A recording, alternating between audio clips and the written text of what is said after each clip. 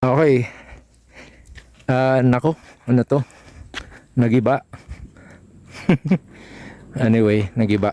I think kasi ito dinagdagan to pero nagiba na naman. But anyway, andito tayo sa Maliko pa rin. May aso. Andito ako sa Maliko Bikers Camp. Okay, yan o. Tambayan to ng mga napapadaan dito kagaya ko. So, pero tignan natin yung nasa itaas. At mukhang maraming aso. Hello doggy. Masanay ka na sa... Sino ba nagbabantay dito? Mukha namang libre guys. Diba? Kunting ano lang ako. Exercise. Ayan o. Campsite. Dito yung siguro ewan ko. Dining something. So, andyan ang Maliko. Yun o. Yan ang Maliko Mountain. Mukhang may tao. So, hello.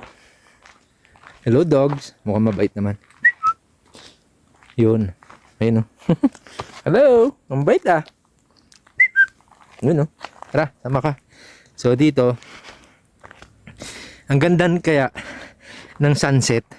Pero ayoko na magpagabi dito, mag-alas 6 na rin, 5:25 na. So, andun yung sasakyan. Puntahan lang natin yung hindi, ngayon pala ako napunta dito. Lagi naman akong dumadaan dito. Ayan oh. Ganda ng view.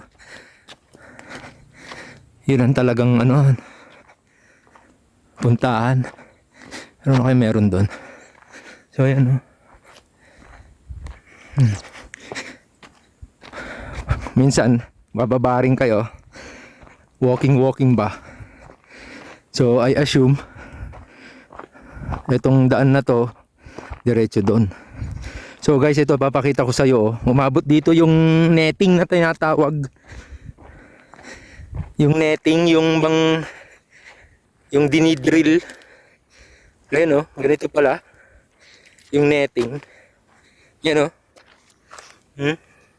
Ito, tutusukin to, didrill yan. Ganyan pala. Tapos ito yung net. Ito. Ayan o, may net. May net, tapos ito yung support dito.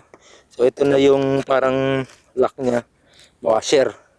Yan yung washer, hanggang dun. So hanggang dito. Paano kung nagiba to? So may support pa dito. So ginawa to, sementado. Pero ito lang, surface lang to eh. Para hindi nadadaanan ng tao. Ayan o, netting. Ay, dog. Tutu. Come. Let's go. May aso pa rin dun. Ay. May ano na. May bantay na kasi. Anyway, gusto ko lang ipakita sa inyo. Medyo kalbo na rin tong bundok na to, no? So ayan na sila oh. I assume na may nagbabantay dyan. Ayan oh. Ang ganda ng view, no?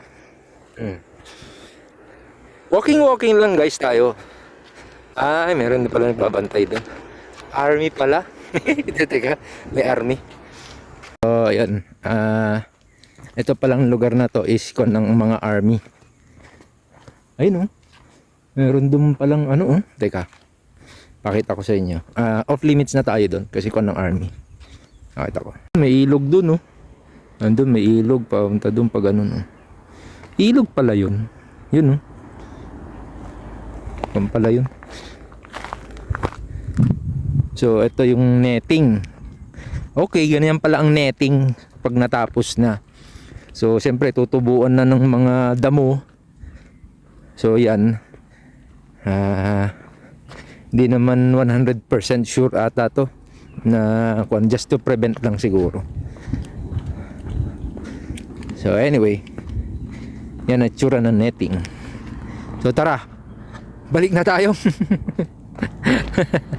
Balik na tayo guys. Let's go. At least naka-exercise ako. Yan.